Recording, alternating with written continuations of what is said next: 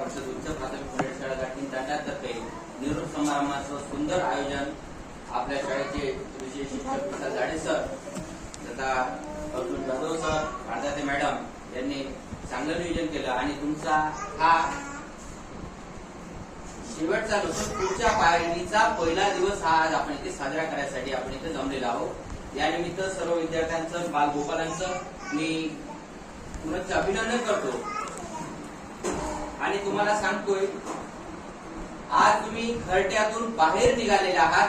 आजपर्यंत तुम्ही घरट्यात होते, आज तुम्हाला पंख फुटले, तुम्ही घरट्याच्या बाहेर या, बाहेरच्या जगात या, बाहेरच्या गावात, बाहेरच्या परिसरात तुमच्या अस्तित्वासाठी तुम्ही जात आहात।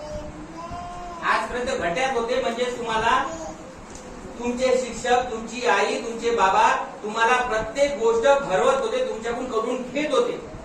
आज तुम्ही घरट्याच्या बाहेर तुमच्या पंखानं उडायला निघाले आहात। तुम्हाला आता कोणी भरवणार आहे का? तुमच्या मागे तुमचे आई बाबाचे पाखरं आहेत ते येणार आहेत का? नाही, तुम्हाला स्वतः उडायचं आहे, स्वतः दाणे वेचायचे आहे, स्वतः तुम्हाला तुमचं अस्तित्व दाखवायचं आहे।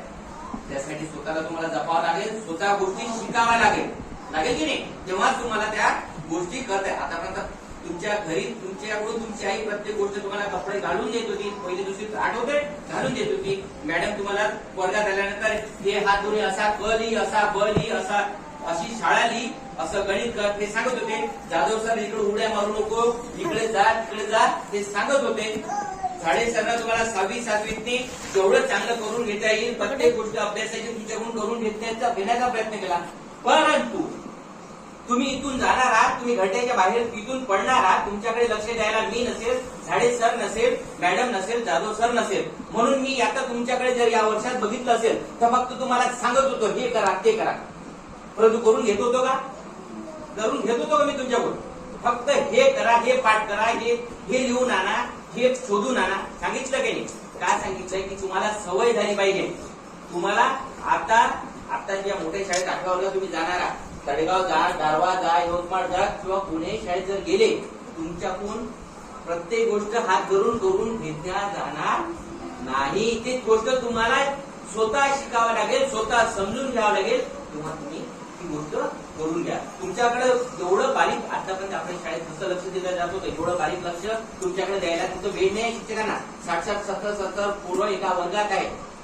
आज तुम्हाला तुमच्या अस्तित्वासाठी, तुम्हाला मोठं व्हायसाठी, तुमचं जीवन सुंदर बनवण्यासाठी हे तुम्हाला करावं लागेल। आज तुम्ही करून घ्या। जाताना तुमच्या वर्ग शिक्षक झाडे सर साठी ठरवा, या मॅडम साठी ठरवा, जाधव सर साठी ठरवा, मामासाठी ठरवा किंवा माझ्यासाठी ठरवा। मी माझ्या जीवनात काहीतरी करेल, मी काहीतरी बनेल। आमच्यासाठी नाही, तुमच्या आईसाठी ठरवा, तुमच्या बाबासाठी ठरवा, तुमच्या भावासाठी ठरवा, पण आज तुम्ही ठरवा मनात मला काही करून हे करायचं आहे। जर आज तुम्ही हे ठरवलंय तर तुम्हाला कोणताच तुमच्या आडवा येणार नाही, तुम्हाला कोणीच रोखू शकणार नाही। तुमची आज जे ठरवलं आणि ठरवून नुसतं होणार नाही, त्यासाठी तयारी सुद्धा तेवढी मनाची, शरीराची तुम्हाला करावं लागेल। त्यासाठी करावं काय म्हणजे डोक्यावर भारी उचला लागणार नाही तुम्हाला। ज्या गोष्टी सर सांगत आहेत त्या समजून घ्यावं लागेल, जे पुस्तकात आहे ते पाठ करावं लागेल, ज्या गोष्टी आपल्याला येत नाही त्या कुठून तरी आपल्याला शिकावं लागेल। सर शाळेत शिकवतात, एका घंट्यात शिकवतील, परंतु ज्या गोष्टी समजल्या नाही ते स्वतः आपल्याला समजून घ्यायला लागेल। आज ऍडव्हान्स समजा मोबाईलवरची प्रत्येक गोष्ट तुम्हाला पाहायला, मोबाईलचा दुसऱ्या कामासाठी वापर न करता, टाइमपाससाठी वापर न करता, गेम खेळण्यासाठी वापर न करता, अभ्यासासाठी तुम्ही चांगल्या पद्धतीनं करू शकता। आजपर्यंत तुमच्यासोबत घालवलेला प्रत्येक दिवस या 2 वर्षातला खूप सुंदर गेला। काय चांगली काय वाईट हे समजून घ्यावं लागेल आणि आपल्या बाबाचं, आपल्या शाळेचं, आपल्या आईचं नाव खराब होणार नाही याची दक्षता प्रत्येक वागणुकीतून तुमच्या असली पाहिजे। मुली आहे मुलीसारखं राहिलं पाहिजे, जास्त चबर करून चालत नाही, कामापुरतं पुढच्या माणसासोबत बोललं पाहिजे। किती कामापुरतं जे काम आहे ते, मला हे तुमच्याकडे अभ्यासाचं पुस्तक पाहिजे, मिळेल का? नाही म्हटलं नो टेन्शन, दिलं फार चांगलं, धन्यवाद म्हणा। कामापुरतं, जास्त कोणाही सोबत जास्ती लगट करायची नाही।